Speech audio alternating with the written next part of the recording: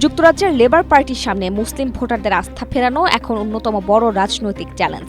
বিশেষ করে গাজা যুদ্ধ নিয়ে দলের অবস্থান এবং মুসলিম জনগোষ্ঠীর উপর সাম্প্রতিক সহিংসতায় সরকারের দুর্বল প্রতিক্রিয়ার কারণে দলটির ঐতিহ্যবাহী ভোট ব্যাংকে বড় ধরনের ফাটল ধরেছে। জুনে যুক্তরাজ্যের প্রধানমন্ত্রী হিসেবে কিয়ার স্টারমারের পদত্যাগের ঘোষণার পর এই সংকট আরও প্রকট রূপ নিয়েছে। দলটির নতুন নেতৃত্ব ও সম্ভাব্য উত্তরাধিকারী অ্যান্ডি বার্নহামের সামনে এখন এই হারানো বিশ্বাস পুনরুদ্ধার করাই প্রধান কাজ বলে মনে করছে middle East Eye.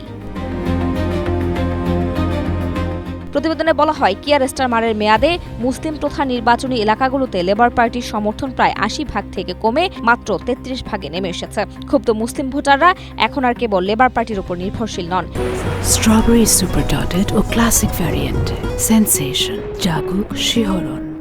Green party স্বতন্ত্র প্রার্থী এবং ইউর পার্টির মতো বিকল্প দলগুলোর দিকে তরুণ ও সাধারণ মুসলিম ভোটাররা ব্যাপকভাবে ঝুঁকছেন।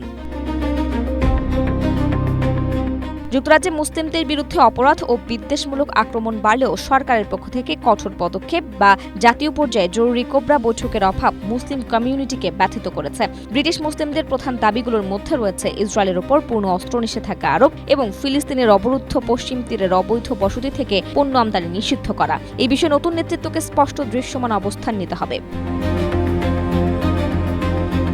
এ ব্যাপারে অ্যান্ডি বার্নহামের সম্ভাব্য মন্ত্রিসভা ও উপদেষ্টা মণ্ডলীতে ফিলিস্তিনের পক্ষে থাকা প্রগতিশীল বামপন্থী নেতা এবং লেবার মুসলিম নেটওয়ার্কের আলী মিলানের মতো ব্যক্তিদের গুরুত্বপূর্ণ দায়িত্ব দেওয়া জরুরি বলে প্রতিবেদনে উল্লেখ করা হয়। যুক্তরাজ্যের ইংল্যান্ড এবং ওয়েলসে প্রায় ৩৯ লাখ মুসলিম নাগরিক বাস করেন, যা অনেক গুরুত্বপূর্ণ আসনে নির্বাচনী ফলাফল বদলে দিতে সক্ষম। ফলে কেবল মুখের কথা নয়, কাজের মাধ্যমে সমতা ও ন্যায় বিচার প্রতিষ্ঠা করলেই লেবার পার্টি তাদের এই ঐতিহ্যবাহী সমর্থন পুনরুত্থান করতে পারবে।